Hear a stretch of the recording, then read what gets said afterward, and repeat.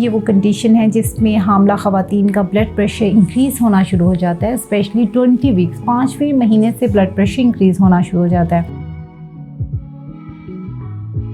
अस्सलाम वालेकुम जी, this is doctor Sana Nazir, obstetrician, gynaecologist and fertility specialist. उम्मीद है आप सब खैरियत से होंगे। इस वीडियो में मैं बहुत ही कॉमन प्रॉब्लम जो प्रेगनेंसी में होता है उसे डिस्कस करने लगी हूँ, जिसे हम कहते हैं प्री एक्लेम्शिया। आज हम डिस्कस करने लगे हैं प्री एक्लेम्शिया क्या होता है, उसका आप पे हामला ख़वातीन पर और बेबी पे क्या अफेक्ट हो सकता है और इसका क्या इलाज होना चाहिए। सबसे पहले प्री एक्लेम्शिया क्या होता है। एक्चुअली ये वो कंडीशन है जिसमें हामला ख़वातीन का ब्लड प्रेशर इंक्रीज़ होना शुरू हो जाता है, स्पेशली 20 वीक्स 5वें महीने से ब्लड प्रेशर इंक्रीज़ होना शुरू हो जाता है। साथ में उनके जो प्रोटीन्स आने लग जाती हैं यूरिन में, और अगर ये दोनों प्रॉब्लम पेशेंट में स्टार्ट हो जाएं तो हम इसे प्री एक्लेम्शिया कहते हैं। अब क्वेश्चन है कि प्री एक्लेम्शिया किन लोगों में कॉमनली होता है।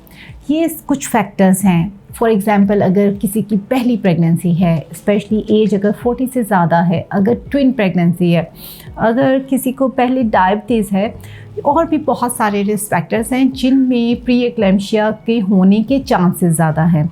हमारी क्लिनिक पे जब भी कोई पेशेंट आता है, फ़र्स्ट टाइम हम उसका रिस्क कैलकुलेट करते हैं कि जी इनको ब्लड प्रेशर होने के कितने रिस्क हैं। अगर उनका रिस्क ज़्यादा होता है तो हम उन्हें स्पेसिफिक मेडिसिन देते हैं ताकि उनका ये जो प्री एक्लेम्शिया है उसके चांसेस कम हो सकें। इसके अलावा अब हाँ, अगर किसी को प्री एक्लेम्शिया है तो इसका क्या इफ़ेक्ट है मदर पे भी और बेबी पे भी। एक्चुअली अगर ये माइल्ड प्री एक्लेम्शिया है, यानी ब्लड प्रेशर आपका 140/90 तक रहता है, तब most women can have the healthy pregnancy and the healthy baby. उसमें हमें इतनी परेशानी की ज़रूरत नहीं होती। लेकिन रेयर केसेस में क्या होता है कि ये स्वेयर फॉर्म में होता है, जिसमें होता ये है कि हामला ख़वातीन की डिफरेंट ऑर्गन जैसे लीवर है, किडनी है, ब्लड सेल्स हैं और इवन ब्रेन पे अफेक्ट होता है, और कभी कभार झटके भी लगने लग जाते हैं।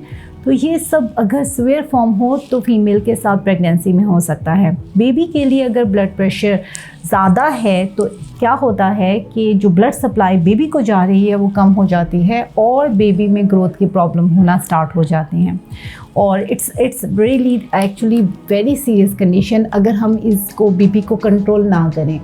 तो ये एक प्री एक्लेम्शिया की डिटेल है।